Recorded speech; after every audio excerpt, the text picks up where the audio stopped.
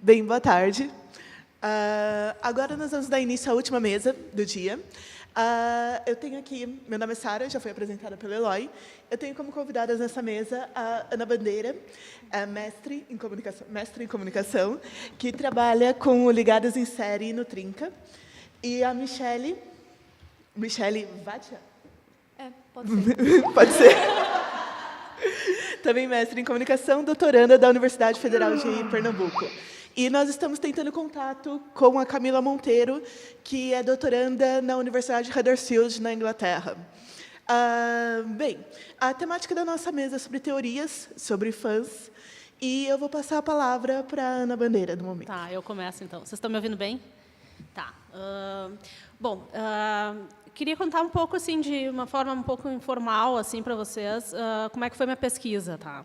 Eu fiz minha dissertação, eu terminei, eu defendi ela em 2009. Ela foi sobre os fãs de Lost, foi sobre as práticas de consumo e participação dos fãs de Lost.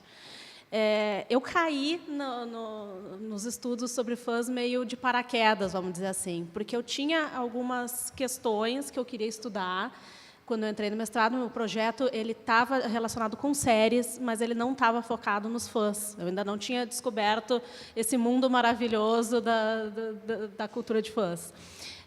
Eu entrei, então, querendo pesquisar séries, mas eu estava motivada já por fenômenos e por respostas e coisas que as pessoas estavam dizendo, o que elas estavam comentando, como elas estavam se envolvendo muito com séries, aquela coisa de tu parar no trabalho para pegar uma água e alguém vir e, tu viu o último episódio de Lost, ou viu o último episódio de 24 horas, ou sei lá o quê, e aquilo está motivando as conversas das pessoas. Então, eu comecei muito intrigada com isso, mas eu iniciei o meu projeto voltada para a série, querendo descobrir nas séries o que as séries estavam trazendo de diferente, o que elas, se é que tinham alguma coisa diferente, mas o que estava motivando as pessoas a se dizerem mais envolvidas com séries do que o cinema. Então, eu estava muito intrigada, porque muita gente me dizia, eu prefiro ver um episódio de 24 horas do que ver um filme policial agora, né? Eu ouvia muito esse tipo de frase e eu estava intrigada e estava tentando descobrir nas séries uma resposta para isso, né? Eu fui incentivada, então, pela minha orientadora, que é a Ana Carolina Skosteg. Fui incentivada por ela para começar a ler algumas coisas da cultura de fãs, né? E ali, sim, se abriu toda uma outra perspectiva para mim, quando eu comecei a entrar na bibliografia de culturas de fãs. Eu comecei lendo algumas coisas daqui, né, tipo João Freire, e nas bibliografias dele e de outras pessoas que estavam falando muito, não era especificamente sobre culturas de fãs, mas eram sobre culturas juvenis, coisas desse tipo, nessas bibliografias que eu comecei a encontrar a bibliografia sobre culturas de fãs em si, né? Então, um dos primeiros contatos ali... Daí vem uma das principais dificuldades que eu tive na época, que foi o seguinte: o grosso da bibliografia sobre culturas de fãs ele era... e é ainda, né, de certa forma, em inglês, né? Então, tive que dar um boost nas minhas leituras em inglês, porque eu tinha pouco tempo. Quando eu me direcionei para começar a trabalhar com culturas de fãs, eu já estava terminando o primeiro ano do mestrado, então eu ainda não tinha colocado a mão na massa, vamos dizer assim. Então, eu tinha muita leitura para fazer ainda, e quase toda ela em inglês. Bom, o primeiro livro, né, então, que eu fui ter contato... Conseguiram? Agora tá. Vai falando. O primeiro livro que eu entrei em contato e que começou a me abrir essa bibliografia clássica da cultura. Liga o som aqui. Foi o Textual Poachers, do Jenkins, né? O que acontece? É um livro, né, de 92 e que faz pouquíssimo tempo que ele foi traduzido como Invasores de Texto, né? E era um horror, né? Porque tinha pouca dissertação, tinha pouca tese sobre fãs em 2008, 2007, quando eu estava escrevendo, tinha pouca coisa.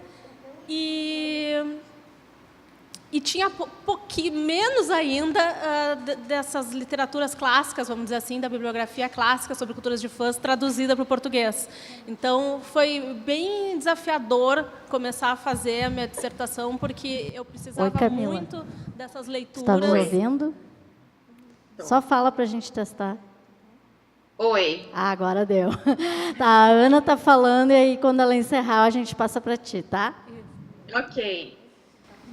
Desculpa a interrupção. Não, tudo bem. E aí, quando eu comecei a ler o Textual Poachers, então eu comecei a entrar lá nos primórdios dos livros do Jenkins, né? E já tinha saído, aliás, esse é só a título de piada, né? Foi bastante difícil eu começar a ler em inglês, né? E quando eu terminei de ler a Cultura da Convergência, que eu estava lendo no original, né? Então já foi uma leitura que foi um pouco mais fácil do Poachers, porque depois que tu lê o segundo livro, o terceiro livro em inglês, né, vai fluindo mais. Mas quando eu passei é um processo um pouquinho difícil, assim, ler teoria em inglês. Quando eu terminei de ler, deu 2 semanas por aí, lançaram ele em português, né? E eu fiquei assim, não, meu, foi muita raiva, né? Mas tudo bem, são coisas que acontecem. Então, tá, o Jenkins foi assim em quem eu me apoiei mais para fazer a minha dissertação. E eu tive uma outra grande sorte enquanto eu estava fazendo a pesquisa, que foi que eu descobri que estava no Prelo. Não me lembro como eu cheguei nessa informação, mas foi assim uma coisa que puxa outra, que puxa outra, que puxa outra.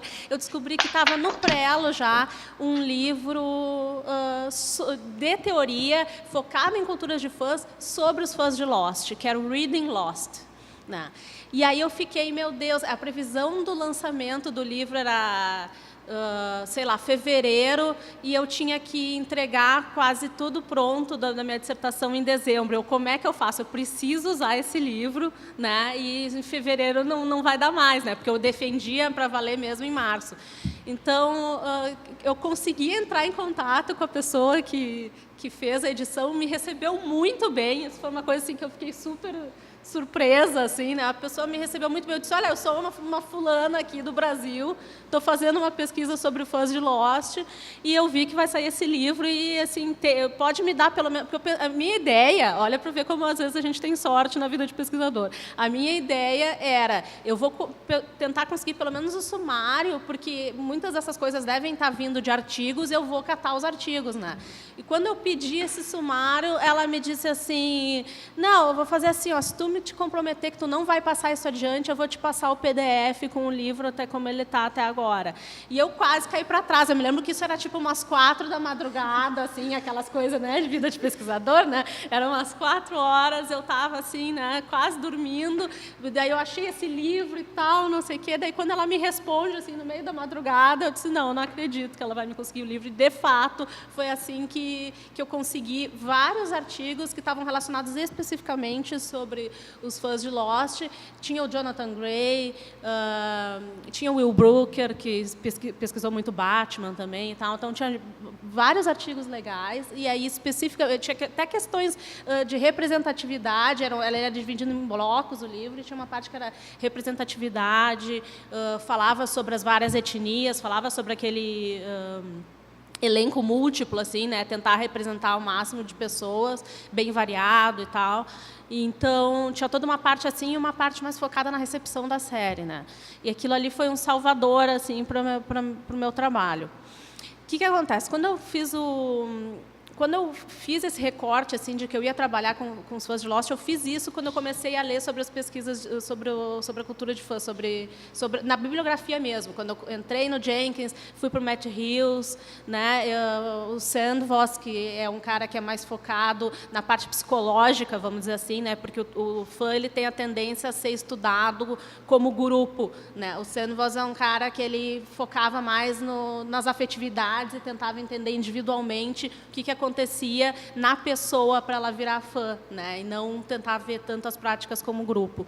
Então, fui expandindo, fui conseguindo então essa bibliografia. Quando eu comecei a ler tudo isso, especialmente nas partes das práticas, que eu vi, eu não tenho como fazer esse trabalho aqui e não focar no fã de Lost, porque o boom era quando estava tudo acontecendo, os fãs estavam a mil e tinha muitas práticas que elas estavam acontecendo, elas ainda não tinham sido estudadas, elas não estavam em nenhuma dissertação, não estavam em nenhum livro brasileiro, então eu vi que era uma oportunidade. Bom, eu vou falar de coisas que estão acontecendo agora, mas que eu ainda ninguém conseguiu botar isso no papel. Então, que foi meu foco? Trazer coisas como o download de episódios, né? Foi com Lost que teve muito esse boom de vou fazer o download porque eu não posso esperar. Era o gap que tinha, hoje isso parece meio louco, mas o gap que tinha entre o episódio que saía, ou a temporada que estava no ar nos Estados Unidos e ela vir para o Brasil era aproximadamente 5 meses, né? Isso, o menor gap, que era entre a AXN e a exibição da ABC nos Estados Unidos, né? Depois, quem fosse ver pela Globo, às vezes levava 1 ano. Por exemplo, a 3ª temporada estreou agora, 1 ano depois estava vindo para a Globo. Então, isso tudo foi um pouco complicado na hora da pesquisa em si também, porque para eu pegar como as pessoas estavam falando sobre essa série, eu tive que ver que ela tinha recortes. Ela tinha tanto os grupos que estavam acompanhando pelo download, tinha quem estava acompanhando pela AXN, ou seja, quem esperava meses mesmo, e quem via pela Globo, então um gap maior ainda. Então a gente tinha como se fossem 3 conversas ramificadas, cada um acontecendo em tempos diferentes, mas sobre a mesma coisa, né?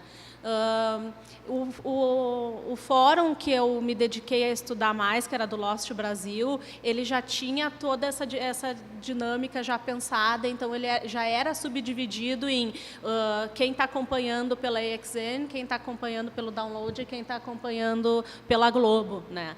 Porque senão cada um ia ficar falando uma coisa e ninguém ia, né, se entender. Então, para essa conversa ficar entendida, o próprio fórum já dividia. Então, foi ali que eu peguei os meus dados empíricos, assim, foi nesse fórum, e eu me foquei em quem estava assistindo pela AXN e pelo download, né? Porque eu queria trazer um pouco essa questão do download como uma nova prática, né? Que ela estava já acontecendo, mas ela estourou mesmo com o Lost. Outra coisa que eu queria falar era sobre a legendagem, né? A legendagem de episódios, que era uma prática dos fãs, feita para os fãs, não envolve... Normalmente ela é feita no amor, ela era feita de madrugada, muitas vezes, então eu queria trazer esses dados e dizer que tinham fãs dedicados a passarem a madrugada acordado, fazendo a legendagem dos episódios, né? Para que outros fãs pudessem ter acesso. Então, essa também era uma outra prática que estava acontecendo, mas ela ainda não estava documentada, assim, né? E uma outra coisa que é uma palavra que está super no nosso dia a dia hoje, mas que nas pesquisas ainda não estava muito, que era o spoiler, né? O que era o spoiler? Então, eu tive que, né, uma longa nota de rodapé para explicar o que é o spoiler, né? Explicar como é que ele se relacionava com esses fãs, por que ele era importante para esses fãs. Por que ele era importante? Porque a tua relação com o spoiler, ela ia determinar uma experiência diferente para ti, né? Os fãs, eles se dividiam, eles brigavam muito, e isso é uma briga que tem hoje, já tinha lá, né? Brigavam muito com o fato de tira spoiler de perto de mim e o fato do adoro spoiler, vou atrás de tudo que é spoiler que eu posso. Então, já era bem dividido naquela época, mas... daí a gente pensar que as coisas estão sempre se transformando, né? A questão do spoiler, como foi quando eu estava estudando em 2009, ela está completamente diferente hoje, né? Quer dizer, não completamente, mas ela tem outras ramificações que ainda não se tinha naquela época. O que a gente tem hoje, que quem vai estudar esse tipo de prática vai ver, e que eu não tinha como ver lá, porque era outro esquema. Que quando a gente tem... a exibição simultânea, como é o caso de Walking Dead, como é o caso de Game of Thrones, que a gente tem essa exibição simultânea, o spoiler ele já se transforma ainda numa questão mais problemática, essa questão da etiqueta do spoiler, porque muitos vão defender que se passa simultâneo e passou aqui, eu já posso sair falando 5 minutos depois do episódio ter acabado, ou durante o próprio episódio, fazendo uma segunda tela, eu já posso ir falando, e não é spoiler porque já está no ar. E vai ter quem defenda, né, toda uma vertente que vai defender que não, que as pessoas não são obrigadas todas a ter TV a cabo, que existe um gap aí que tem que se esperar, tem que se respeitar pelo menos. Aí vai, né, a briga ela é longa e vai ter gente que vai dizer que tem que esperar pelo menos 24 horas, vai ter gente que vai dizer que tem que esperar pelo menos 2 dias para dar tempo da pessoa que trabalha ver de noite, enfim, é toda uma etiqueta que todo mundo debate, mas que a gente nunca vai conseguir dizer, estabelecer uma regra, né, de quando que está ok soltar spoiler ou não, quando que está ok debater sobre aquilo ou não, mas com a questão da exibição simultânea, isso se transformou completamente. Esse debate tão acirrado que tem hoje, ele não tinha lá. Era bem entendido, era quem está fazendo o download, era quem vai assistir pela EXN e quem vai assistir pela Globo. Então, nessa diversidade aí, tu tinha uns gaps bem definidos de, por exemplo, 5 meses, de 1 ano, mas tu não tinha aquela coisa assim do, eu vou ver hoje, eu amanhã já posso estar falando, porque isso nem era uma possibilidade, a gente não tinha essas exibições simultâneas que a gente tem hoje. Né? E a outra coisa que transformou bastante... Eu vou pedir para você encaminhar sua fala para o final, tudo bem? Sim, é a última coisa. A outra coisa que se transformou bastante foi a questão, além da questão do spoiler, foi a questão da Netflix, né? Quando a gente tem uma temporada inteira despejada, quer dizer, que isso está relacionado com spoiler, mas quando a gente tem uma temporada inteira que ela é disponibilizada de uma vez só, e nós temos desde as pessoas que passam o fim de semana assistindo e desde as pessoas que vão vendo gradualmente, o spoiler, de novo, se torna uma outra etiqueta, uma outra etiqueta específica que ela vai ser discutida e que ela vai criar esses debates. Vocês sabem, né, que existe toda essa discussão, vocês devem ver isso o tempo inteiro, que são as pessoas reclamando de quem vê uma série Netflix no fim de semana e na segunda-feira já está comentando. Então, isso é uma coisa que é muito legal de observar. Se observar qualquer timeline, vai ter alguém dizendo mas eu não sou obrigada a passar o fim de semana, ou virar à noite, ou passar o fim de semana assistindo, por que vocês não esperam? Daí entra de novo nessa questão. Espera quanto? Quanto que tem que esperar? Quanto que é o ok para começar a falar? E, enfim, né? Então, são pontos como esses que eles vêm se transformando. Lá, quando eu pesquisei em 2009, tanto o download, quanto o spoiler, quanto a legendagem, eles funcionavam de uma maneira, quem for pesquisar esse tipo de coisa hoje já está um pouco transformado.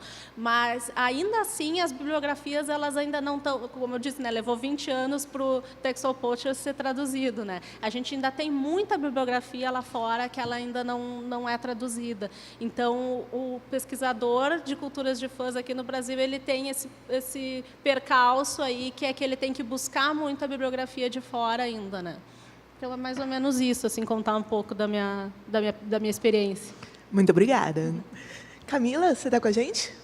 Eu vou começar falando, na verdade eu resolvi aqui falar sobre 3 grandes tópicos diferentes. O primeiro deles obviamente, a gente está falando sobre teorias de fãs. O segundo, que é um assunto que vem sendo falado cada vez mais dentro dos estudos de fãs, que é a ética nos estudos. E o terceiro é a minha pesquisa sobre fãs, que eu estou fazendo minha tese. Eu estou entrando no meu último ano e eu estou trabalhando com pobreza, a relação de pobreza e fandom, que é ainda um assunto muito pouco discutido e bastante difícil de trabalhar nesse universo.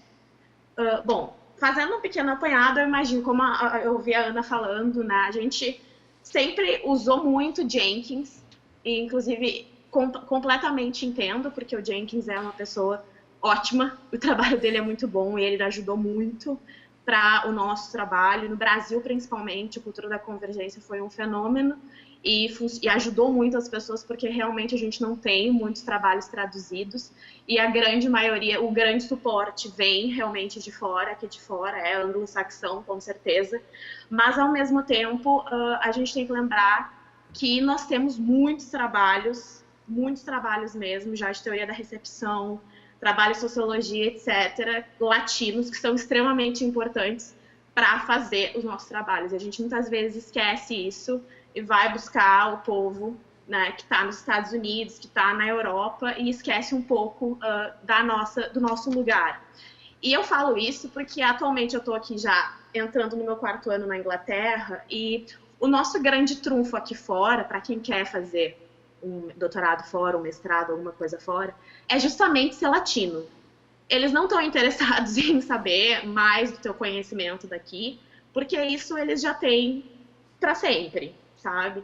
Então, o interessante aqui é realmente trazer essa visão que a gente tem da nossa própria terra, principalmente o Brasil, que é um país que as pessoas, na verdade, assim, eu vendo isso pelos últimos anos que eu apresentei trabalho, quando eu fui esse ano para Chicago, para o Society for Cinema and Media Study, o SCMS, que eu acho que o Paul Booth deve ter falado sobre hoje, e outros eventos como o próprio FSN, eles querem muito saber o que a gente trabalha, o que a gente faz. Né? As pessoas elas veem o Brasil como uma grande interrogação, e o Brasil tem uma força muito grande. Né? O Please Come to Brazil é um país em que na internet é um grande fenômeno, então a gente precisa falar sobre isso e usar os nossos trabalhos. Eu acho isso extremamente importante, que é vamos citar os colegas, vamos usar os nossos próprios trabalhos, que são extremamente bons, e é importante lembrar disso por motivos de que... Peraí, coisas aparecem na minha tela.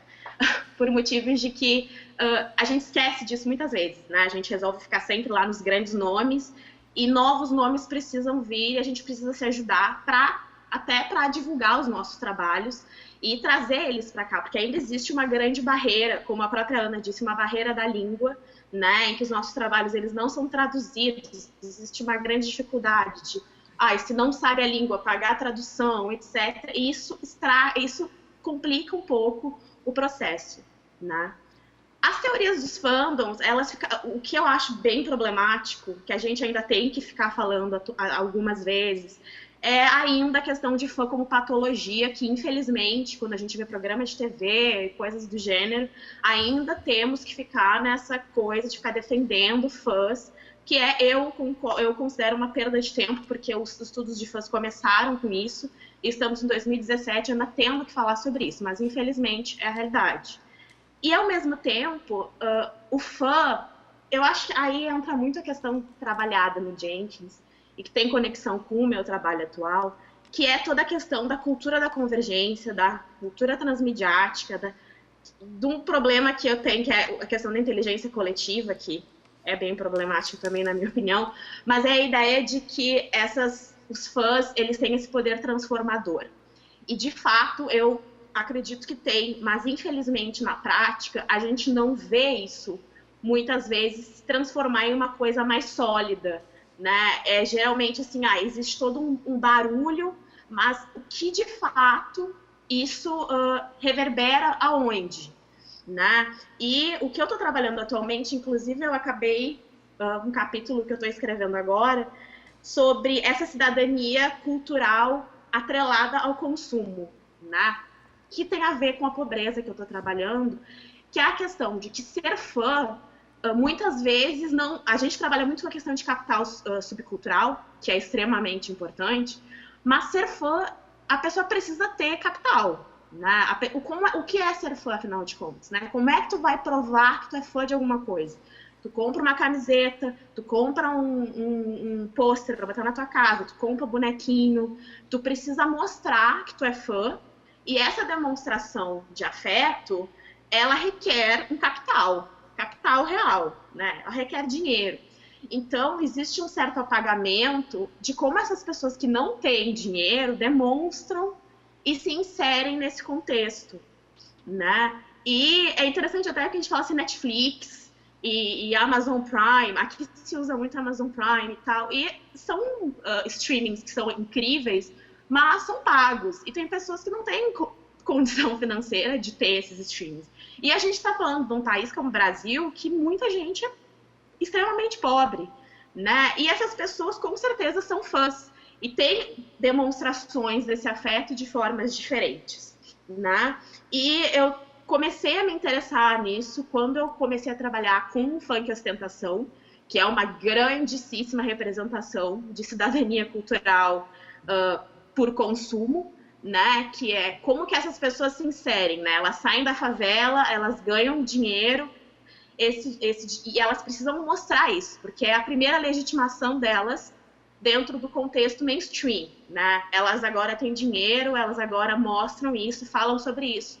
Tem carro, tem, sei lá, champanhes e coisas maravilhosas, é uma coisa bem parecida com hip hop e rap americano, e novamente grana, novamente capital, né? E isso é como as coisas elas funcionam na maioria das vezes dentro desse contexto do funk, né?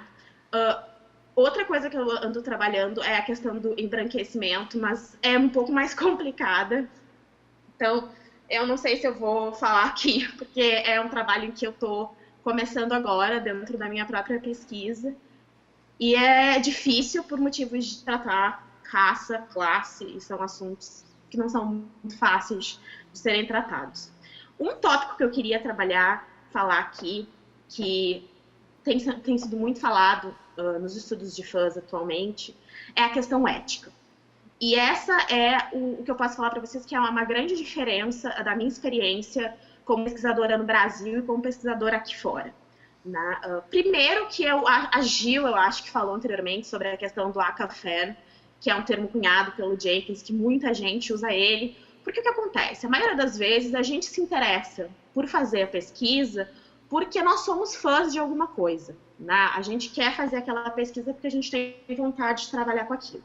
O que eu não vejo nenhum problema, porque acho que são assuntos que precisam ser trabalhados e as pessoas elas têm como, com certeza, criar uma conexão, né, de sei lá o que elas querem falar dentro da área que elas estão inseridas. O que acontece é como essas pesquisas são feitas, né, a forma como essas pesquisas são feitas. E aqui existe uma burocracia muito grande, e eu me dou conta, porque o meu trabalho, por exemplo, alguns trabalhos que eu fiz durante o mestrado, até no TCC, sobre os fãs do Justin Bieber, os próprios fãs da Restart, que eu trabalhei na época do mestrado, eu não passei por grandes processos burocráticos para fazer a pesquisa, né? Eu cheguei, entrevistei as pessoas, a gente vai lá e cola print, tira print das coisas e cola e trabalha assim, e não passa por grandes processos burocráticos que são aqui extremamente necessários para legitimar a tua pesquisa. Se tu chega aqui com um trabalho, tu tirou um monte de print com lá a cara das pessoas, o nome das pessoas, é um trabalho que vai por água abaixo, porque as pessoas elas já não vão, assim, eu tô falando de banca, né? Eu não tô falando de congresso, mas mesmo assim são trabalhos que não vão ter uma legitimação, porque existe todo um processo de essas pessoas não podem, principalmente se é menor de idade. Se trabalha com menores de idade, é um processo extremamente longo e difícil, porque não é assim simplesmente chegar e sair falando com as pessoas, e falar com os pais e ter a liberação deles. Não é assim que funciona. E existe esse grande ainda esse diferencial assim, entre Brasil e exterior. Eu não sei como funciona nos Estados Unidos, mas eu imagino que seja também um processo burocrático, porque eles são mais chatos, às vezes, que o pessoal daqui, mas isso foi um grande impacto. Não que eu não soubesse que isso existia, mas eu não sabia que era um processo tão longo e chato, sabe? Tem que passar por uma comissão de ética, e isso demora meses, e no Brasil eu pelo menos nunca tinha passado por isso, de uma forma assim, mais assim, burocrática, de esperar o meu trabalho ser aprovado. Então, existe essa diferença grande sobre isso.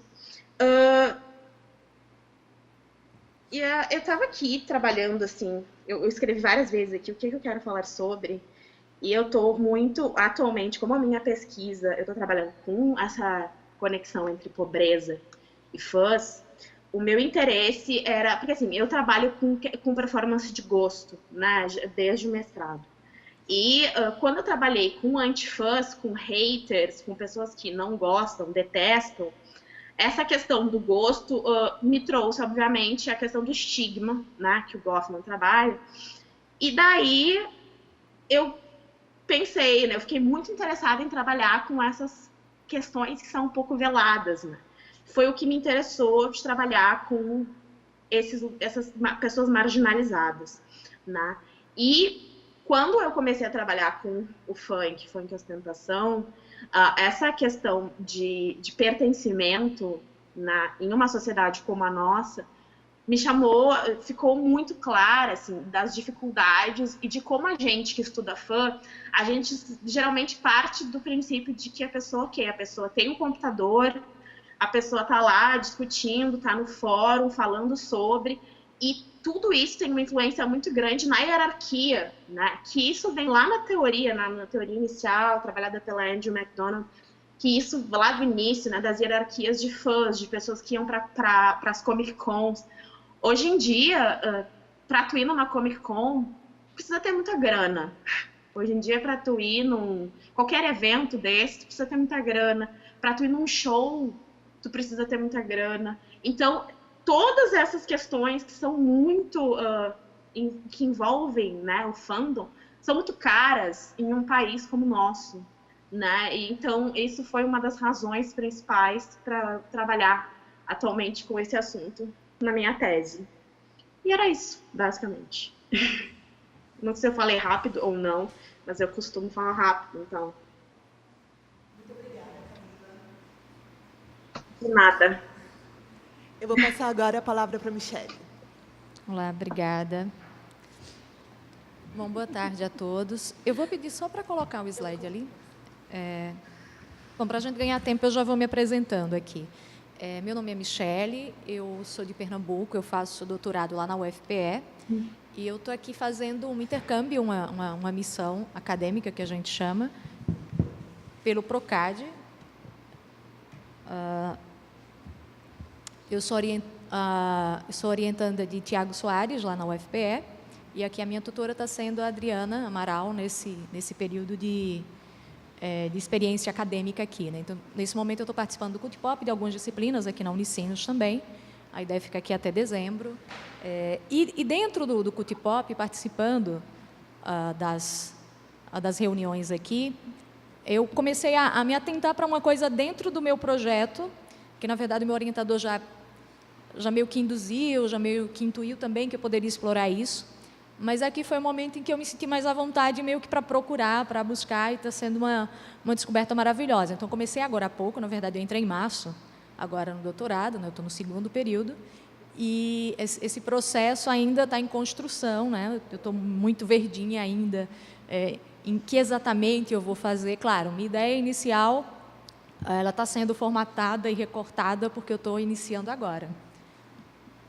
Deixa eu passar aqui. Bom, o meu projeto, na verdade, eu já venho estudando esse objeto há muito tempo, né? O Programa Casé.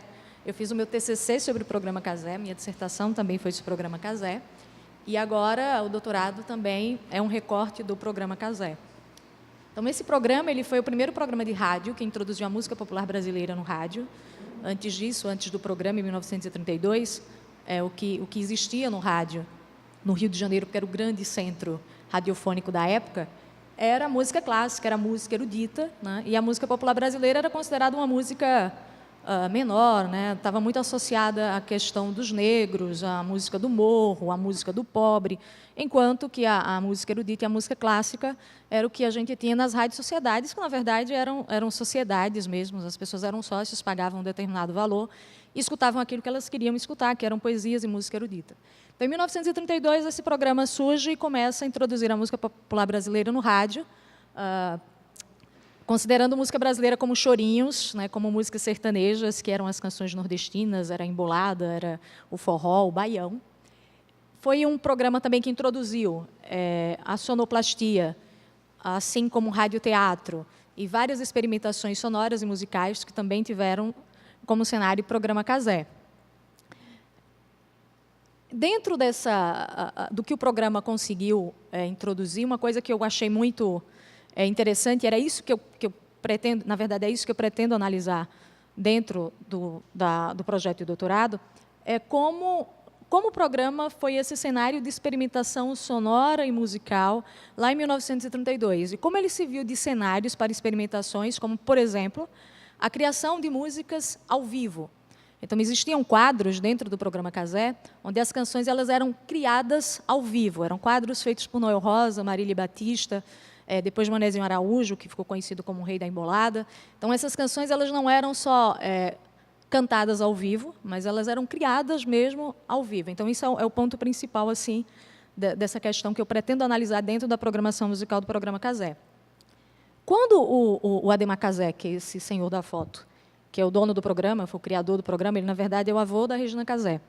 Quando ele criou esse programa, a primeira coisa que ele fez foi o pagamento dos cachês dos artistas. Nem todos os artistas recebiam cachês na época. Na época, quem recebia cachê por apresentações mais esporádicas que faziam no rádio brasileiro era a Carmen Miranda. Fora ela, ninguém mais.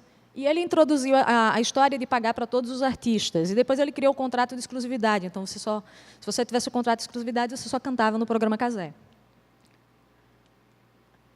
Daí, tanto na minha dissertação, eu pesquisei na revista Fonfon, que é uma revista que teve uma veiculação muito longa, que foi de 1907 a 1958, e eu fui tentando encontrar nessa revista, na época, outras respostas às perguntas na dissertação eram outras, e revendo essas revistas e conversando com o pessoal aqui também, com a Adriana e com o meu orientador, eu fui visualizando o quanto eu poderia explorar sobre esse início de um certo Star System que aconteceu no programa. E dentro da revista Fonfon, existe uma série que se chama Sessão PR1, na verdade, um espaço específico, Tribuna dos Rádio Ouvintes e Cantinho dos Fãs, que é especificamente focado para fãs de rádio. Então, o que eu pude perceber nessa revista é que existe um espaço ali específico onde as pessoas elas se assumem, elas se dizem fãs do aparato tecnológico, daquilo que o rádio trazia. Elas se dizem fãs, em alguns momentos, dos locutores. Elas se dizem fãs dos cantores. Elas se dizem fãs de determinados ritmos e determinados gostos. Então, você consegue visualizar um pouco de performance, de gosto. Isso, quando eu estou falando de fã, é com relação a afeto. Elas se auto-intitulam. Não dá para ver aí, mas lá não sei se dá para ver, ali tem página do Rádio Fã, logo ali em cima.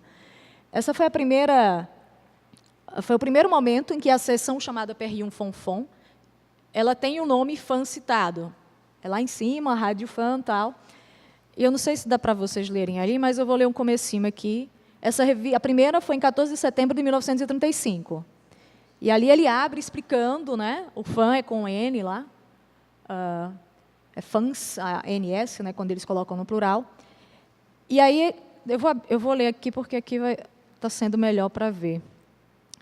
Diz, página do Rádio Fã. Esta sessão, destinada exclusivamente a acolher a opinião dos nossos leitores e dos rádio-ouvintes, ou, por outro, dos fãs do rádio, desde que os missivistas observem as regras de cortesia, de ética jornalística, nas suas apreciações. A página do Rádio Fã os receberá com maior prazer e simpatia com TH. É ali no comecinho. E na outra, 15 dias depois, porque essa revista era semanal, 15 dias depois, na outra sessão não teve, na outra Fonfon não teve. Depois, no dia 28 de setembro de 1935, vem a primeira interação de um ouvinte com esse quadro. Né? E ali segue a página do Rádio Fã, em cima também. Embaixo, talvez vocês não esteja pequenininho ali, mas ali tem assim, ó, damos hoje uma croniqueta assinada por MC, que borda comentários em torno da atuação do César Ladeira. Não, essa é a outra. Perdão, estava lendo outro detalhe aqui para vocês. Essa é o seguinte, publicamos hoje a carta que uma leitora nos enviou sob o pseudônimo de Gatinha Angorá. Era o pseudônimo da Gatinha Angorá. Né? Segue. Prezado Ives. Ives era o nome do homem que assinava, e, na verdade, era o pseudônimo dele também. E aí vem. Como apreciadora que sou de bons programas de rádio, tentei, mas não pude resistir ao desejo de lhe enviar meus parabéns pela nova página que surge, intitulada PR1 Fonfon.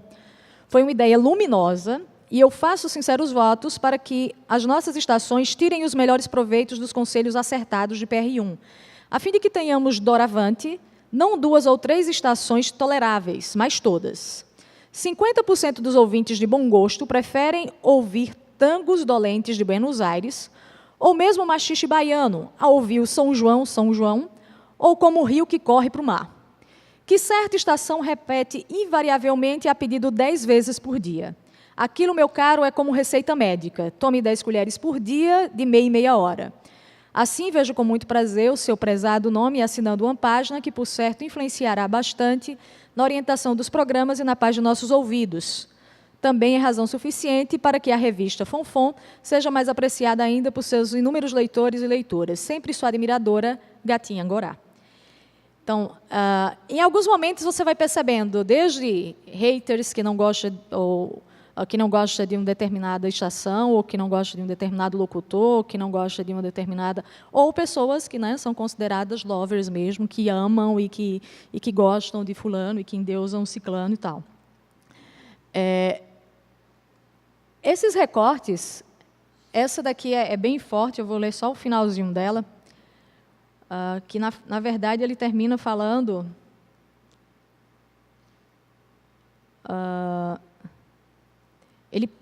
lá embaixo, essa parte aqui é falando que pede que venha um raio da morte, e esse raio da morte venha e acabe com todas essas emboladas, e com todas, né, ele invoca o raio da morte, aí uma coisa bem macabra, assim, no texto, sobre essa questão de performance de gosto mesmo, porque havia uma discussão muito forte com relação a isso. Essa parte que eu vi aqui é o que eu estou começando a pesquisar, de 35 a 38, a revista vai bem mais longe, e, na verdade, tem muitas coisas ainda para ver. Então, na verdade, eu estou partilhando com vocês essas descobertas que eu estou fazendo. Essa parte aqui da revista Fonfon, sobre especificamente o programa Casé, foi uma página que veio com a foto do Ademar, que nem era estrela, nem era cantor, assim, ele era o dono do programa, né, e de alguns artistas do programa também.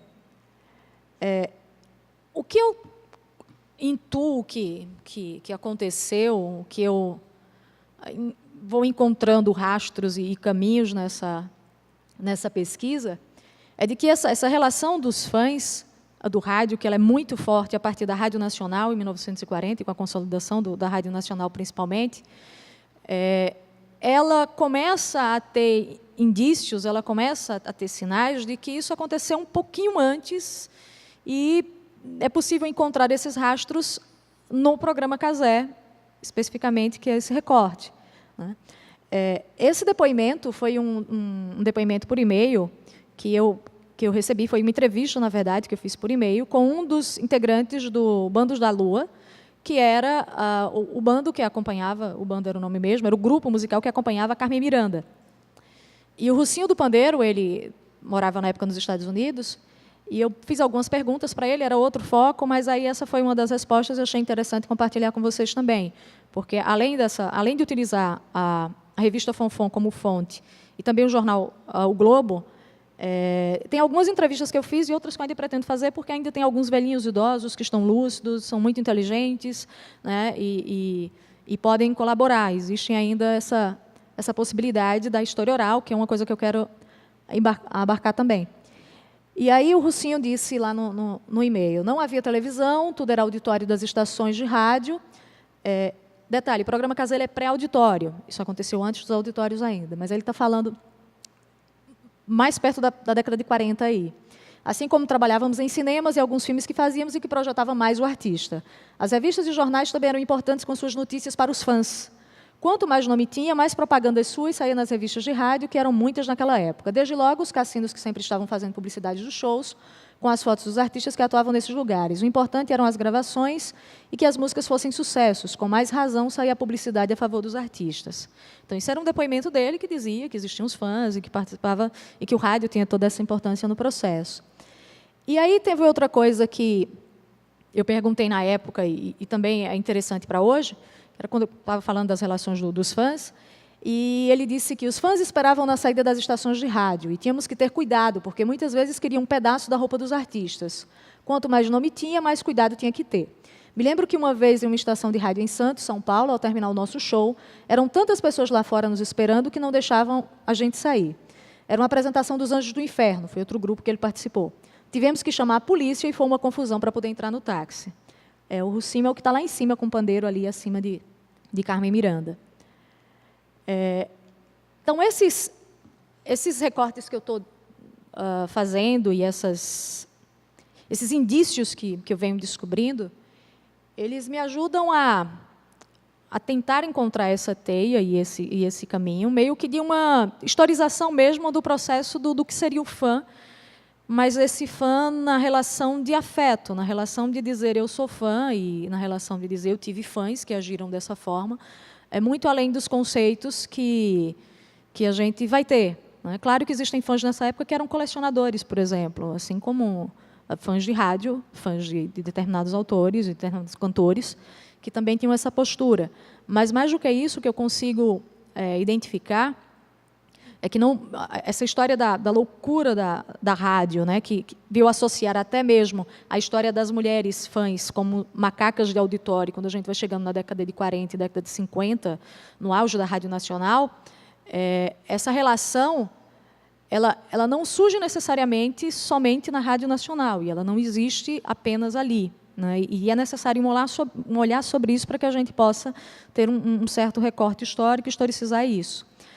Existe algo interessante também, que foi o programa Caselli, foi um cenário de experimentação dentro desse duelo que teve entre o Wilson Batista e o Noel Rosa, que é meio que considerado talvez a primeira treta assim, da música popular brasileira, né? Que é uma disputa ali entre os dois, né? Quando eles estão disputando, na verdade, a mesma mulher, e aí Noel Rosa perde a história, a dama lá fica com o Wilson Batista, e eles começam a fazer um duelo de canções. Né? Então, o Wilson Batista faz uma, o Noel Rosa vai e faz outra, e aí eles vão fazendo um duelo, e o principal cenário nessa época foi o programa Casé.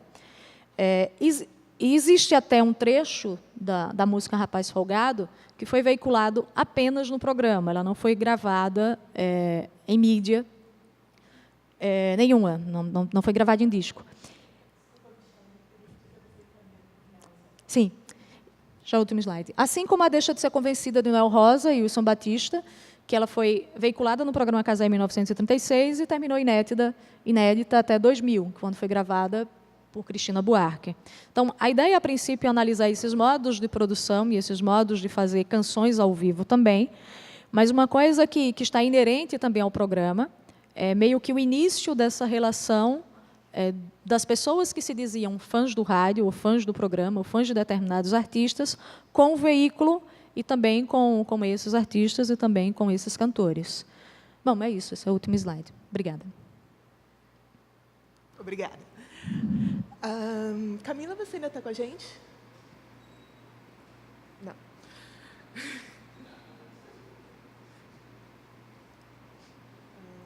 Aí. Camila, você está me ouvindo? Tô. Ok. Muito obrigada a participação de vocês três. Eu gostaria, então, de abrir agora para perguntas.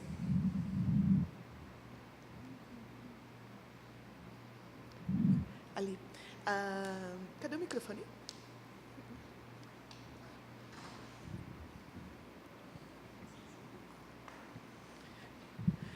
Enquanto o microfone chega lá, eu gostaria de fazer um comentário.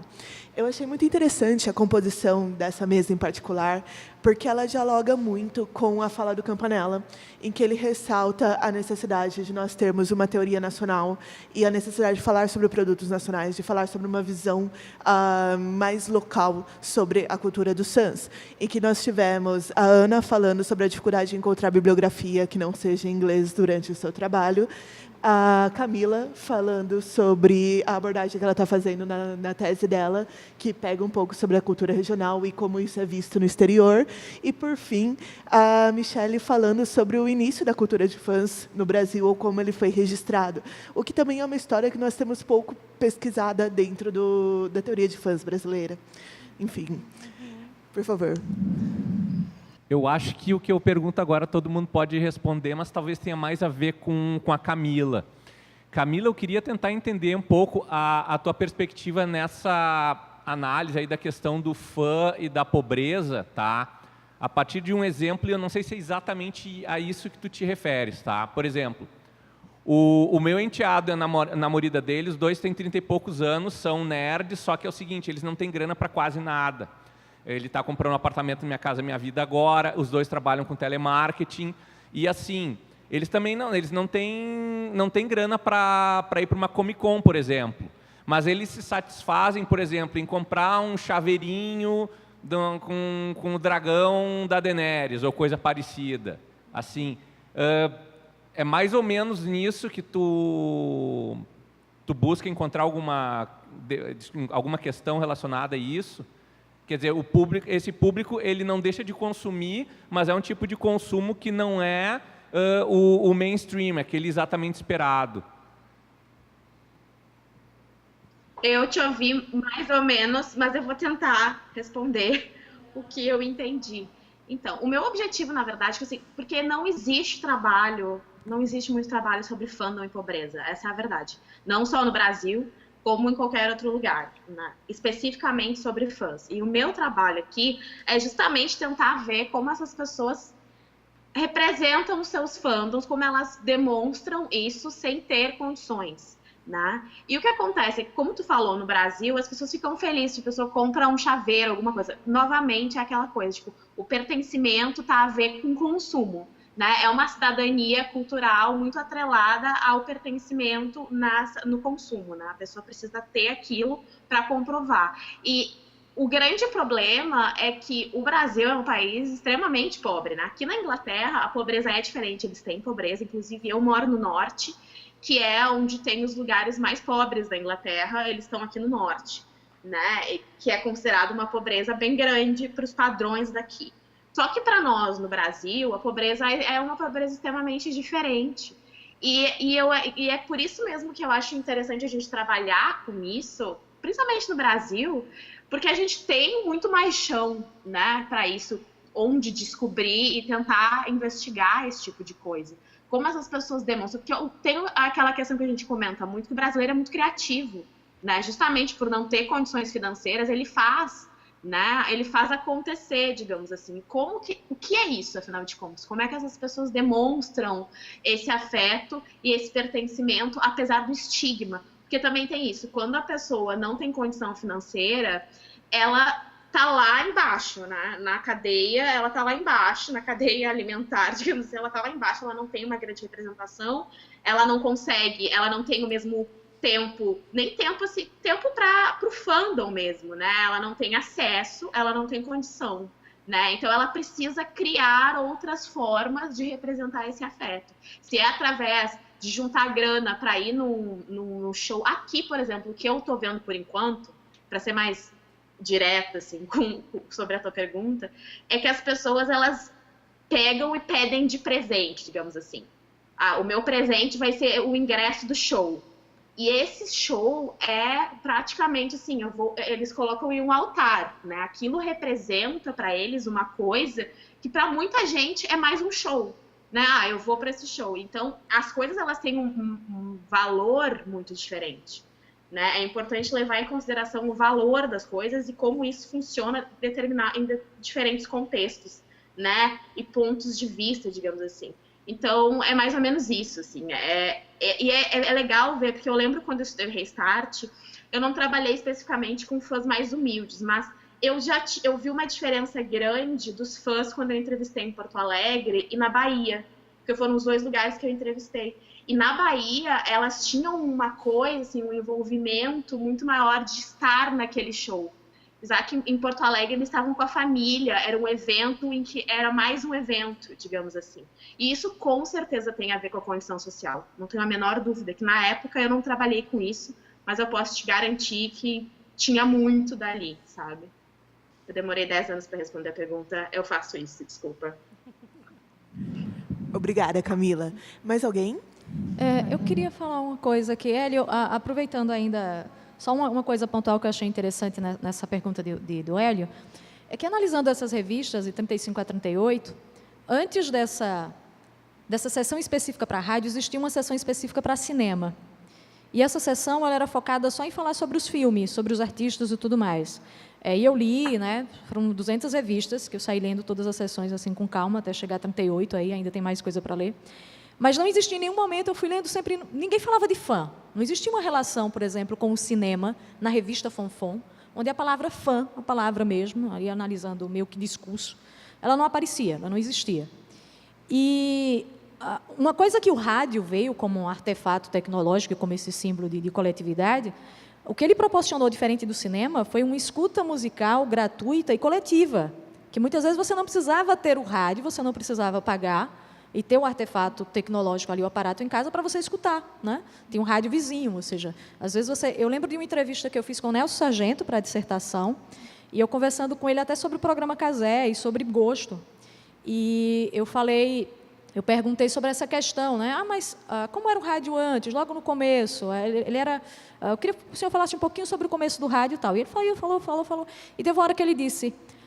mas eu gostava muito de música clássica, era muito bom ouvir música clássica. Eu comecei a ouvir na casa de um casal estrangeiro que eu estava trabalhando como pintor. Eu estava com meu padrasto, eu trabalhava lá pintando parede, e eu escutava música clássica, ouvindo rádio, e eu tive um gosto muito grande por música clássica. Então, era Nelson Sargento, sem pagar ingresso, né? Então, eu não posso dizer que essa pessoa, por não consumir, por não comprar o artefato tecnológico, que seria o disco na época, né? Ou por não ir ao auditório depois, na década de 40, por não ter dinheiro para chegar aí na Rádio Nacional ou em outros auditórios no Rio de Janeiro ou daqui, que essa pessoa não seria fã, né?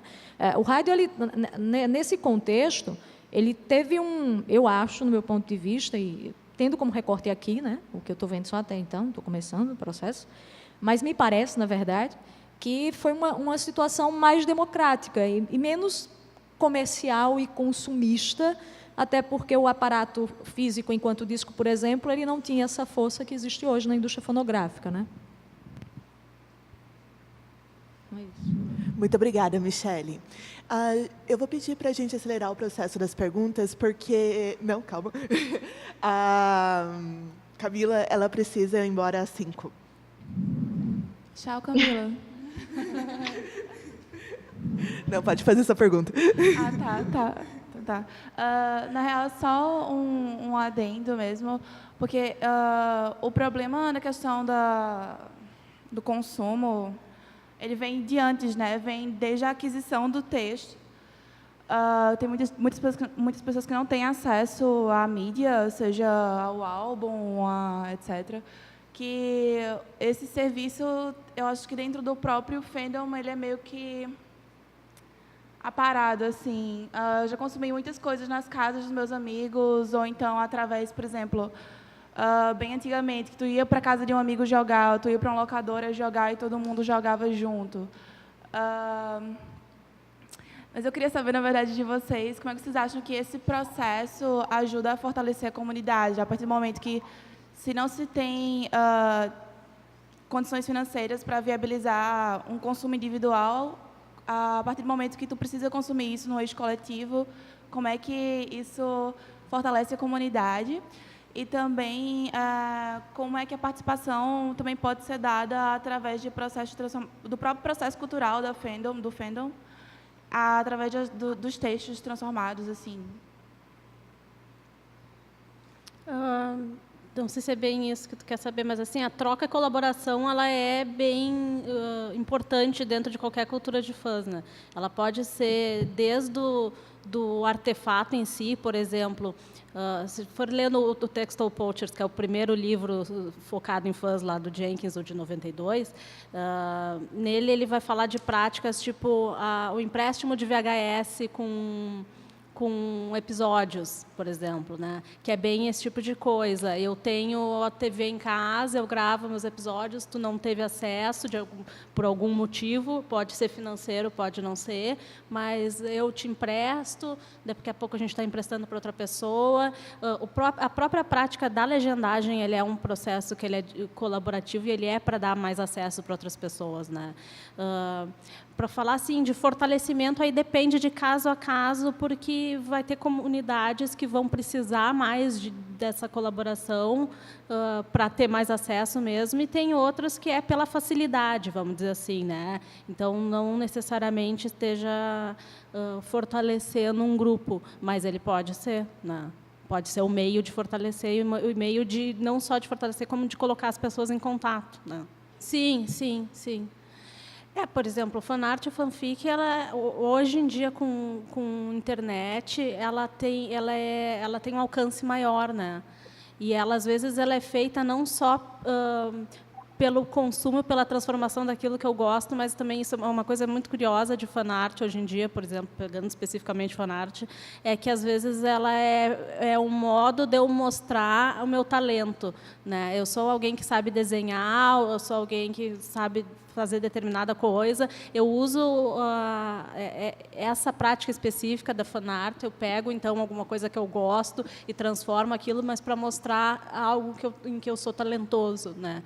Então, às vezes, não tem a ver só com o consumo em si, ou como as práticas de fãs, mas para mostrar, eu uso a minha faceta fã para mostrar uma faceta profissional, vamos dizer assim. Sabe? Isso é super comum hoje em dia, né? De várias releituras que são feitas, na verdade, por pessoas querendo mostrar o seu talento em determinada coisa. Não que ele não seja fã, ele mas ele está utilizando aquela prática para mostrar uma outra coisa também, né? Exatamente. Eu gostaria de fazer um comentário sobre isso. A minha pesquisa de mestrado, ela não teve o mesmo foco econômico que a pesquisa da Camila está tendo, mas eu trabalhei com o deslocamento de conteúdo da TV para a internet, para que os fãs pudessem fazer essa manipulação. Então, eu estudei, basicamente, sites de download ilegal. E era uma forma de compartilhamento, era uma forma de aquisição que não perpassava a questão do domínio tecnológico. As pessoas precisavam entender como aquilo era feito para poder fazer. Mas não necessariamente a aquisição do equipamento tecnológico, porque, a partir do momento que o conteúdo se tornava digital, ele era compartilhado de diversas outras formas. E sobre como isso fortalece a comunidade, a pesquisa atual que eu estou trabalhando fala sobre a produção que os fãs fazem, sobre a produção que os fãs fazem. Então, existe um processo de compartilhamento do seu ponto de vista sobre determinado assunto, sobre determinada obra, relacionado ao seu afeto com relação àquilo, mas essa produção que acaba resultando desse afeto, ela não só é compartilhada com os membros daquela comunidade, como ela gera novos ciclos de produção. Então, esse ponto de vista, ele é renovado, ou ele é antagonizado, depende do fandom, depende de como as pessoas se relacionam naquele ambiente. Mas a estrutura da comunidade em si se dá a partir da forma como elas se relacionam também nesses ciclos de compartilhamento de produção entre eles. Então, sim, o compartilhamento da produção inicial é um ponto, mas ele tem consequências dentro da comunidade. Alguém tem mais alguma pergunta ou vamos encerrar a mesa? Todo mundo satisfeito? Ok. Então, muito obrigada pela participação de vocês também.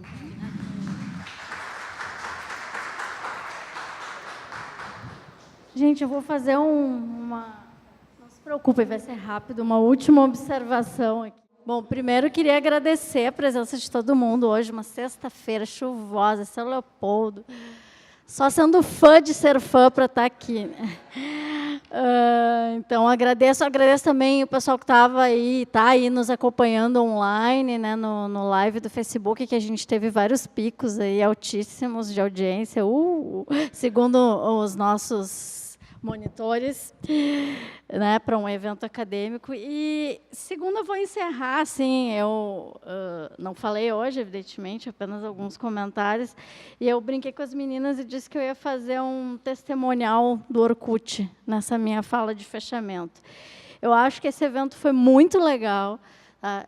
E queria agradecer ao Eloy, a Larissa e a Giovana, né, pela organização, porque eu disse para eles que eu não ia fazer mais nenhum evento esse ano, porque eu estava muito cansada, e eles fizeram essa empreitada, né, claro que eu dei uma ajudinha, mas queria agradecer também a Proex, né, que graças à nossa nota 6, a gente tinha uma verbinha aí para poder trazer o Tarcísio. E, bom, esses são os meus primeiros agradecimentos, assim. Segundo, eu queria falar assim, por que desses 15 anos, né, que a gente não comentou e eu deixei para falar aqui no final. Então, eu vou ter que fazer uma breve retrospectiva, né? Em 2002, então, na verdade, quando a gente começou, a Giovana fez aí um estado da arte, antes a Dier também tinha já levantado esse dado, né? Mas é bem engraçado isso.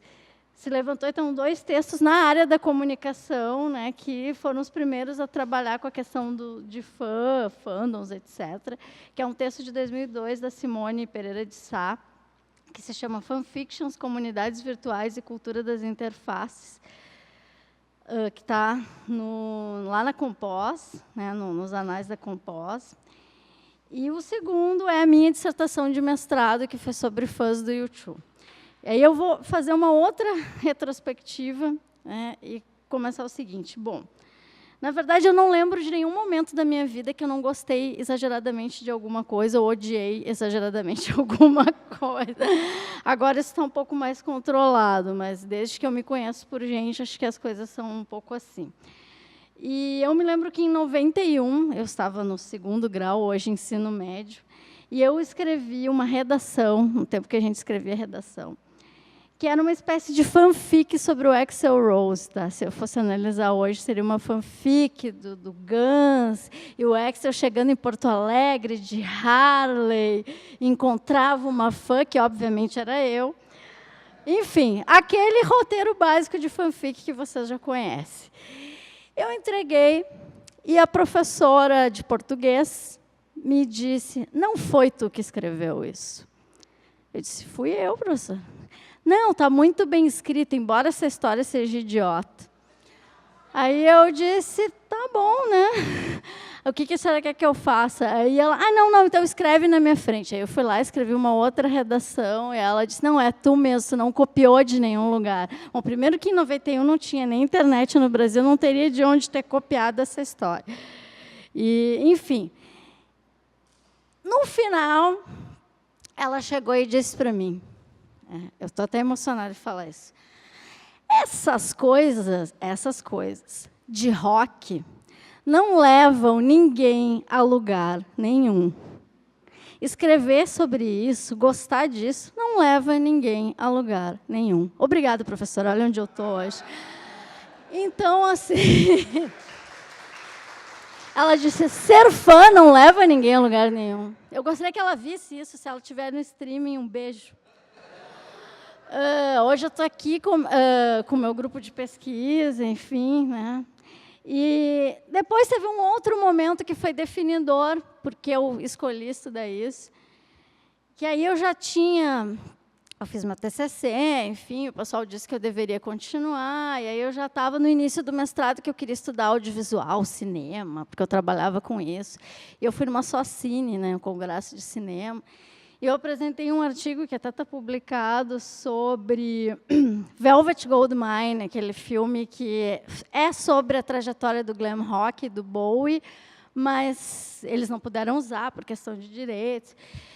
E eu fui numa mesa assim que as pessoas falavam, sei lá, do cinema do Turquestão, e eu falando de como aquele filme tinha me afetado. Assim. Ninguém na Socine olhou para a minha cara, ninguém comentou meu trabalho. E aí eu disse, o meu lugar não é no cinema e no audiovisual. Hoje eu oriento trabalho sobre seriados, um monte aqui, Stranger Things, não sei o quê, enfim. Então, o meu lugar também é no audiovisual. Mas, enfim, esse foi um momento e eu disse assim, eu não quero isso, não. Eu já trabalho com a internet e aí eu fui, então, nesse processo, para o mestrado, acabei parando nessa questão dos fãs. E isso foi bem interessante, porque naquele momento, em 2002, né, a Ana falou das dificuldades em 2009, então tu imagina em 2002. Primeiro que eu sofria bullying constantemente de todos os colegas, dos professores. Né?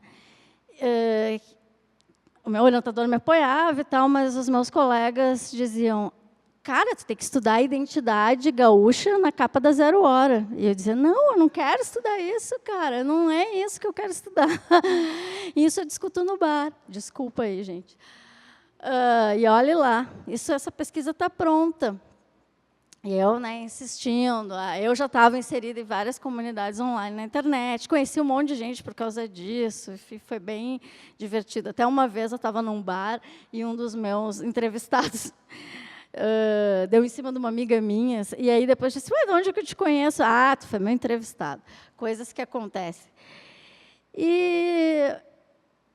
Então, naquele momento, assim, era um bullying muito violento. Isso não vai te levar a nada, né? Tu vai dar aula de fãs? As pessoas me perguntavam. Eu disse, não. Enfim, não é isso. Aí toda aquela explicação, essas justificativas todas que a Camila falou.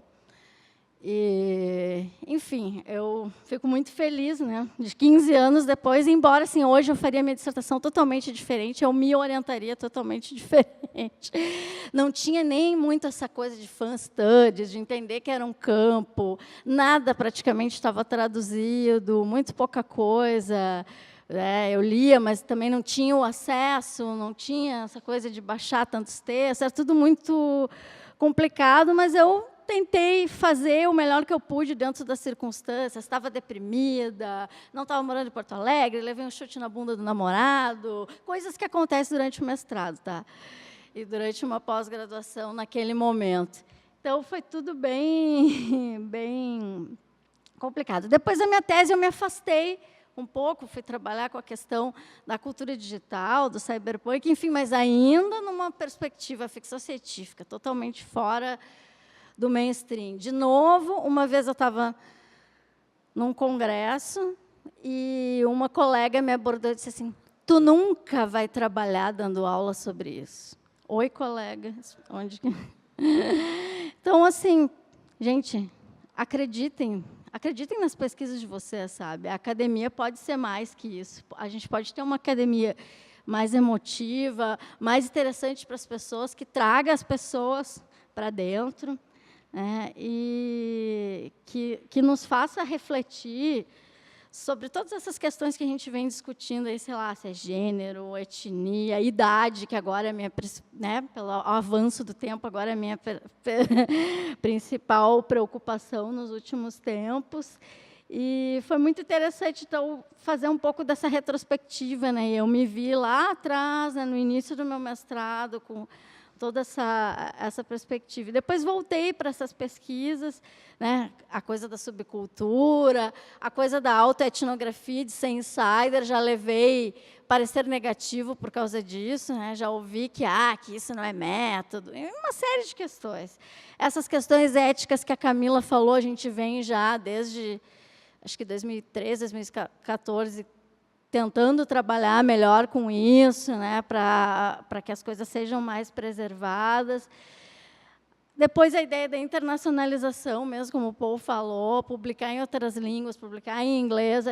Eu, Camila e Raquel, a gente teve um texto que a gente publicou em inglês em 2012, depois ele saiu e nos pediram para traduzir para o espanhol, a gente mandou traduzir, que está nesse livro aqui. Então, também tem coisas que estão sendo feitas em outros países, né, que é fanáticos. É bem engraçado em espanhol, né, porque usa esse termo fanáticos, que para a gente parece um tanto pejorativo. Aí, depois, acho que em 2012, quando começou essa função da formação do Fan Studies Network, eu estava na primeira reunião, que foi durante o Internet Research, lá em Manchester, e aí já me integrei com o pessoal. Então, eu vejo esse pequeno eventinho que a gente fez aqui como um início. Assim, tem muita coisa sendo feita também no Brasil. Concordo com a Camila, isso era uma coisa que eu dizia para ela durante a orientação. Não, a gente tem que olhar para o que as pessoas estão fazendo aqui no Brasil.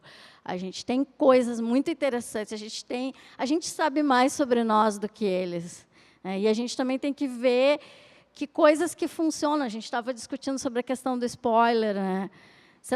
Isso não funciona lá do mesmo jeito que funciona aqui, que diferenças a gente tem, que semelhanças a gente tem. Então, todas essas perspectivas são importantes. Então, eu queria agradecer a vocês, deixar um grande beijo, e continuem sendo fãs, continuem gostando de ser fãs, ou odiando os fãs, que de vez em quando eu odeio também, tá? Também odeio.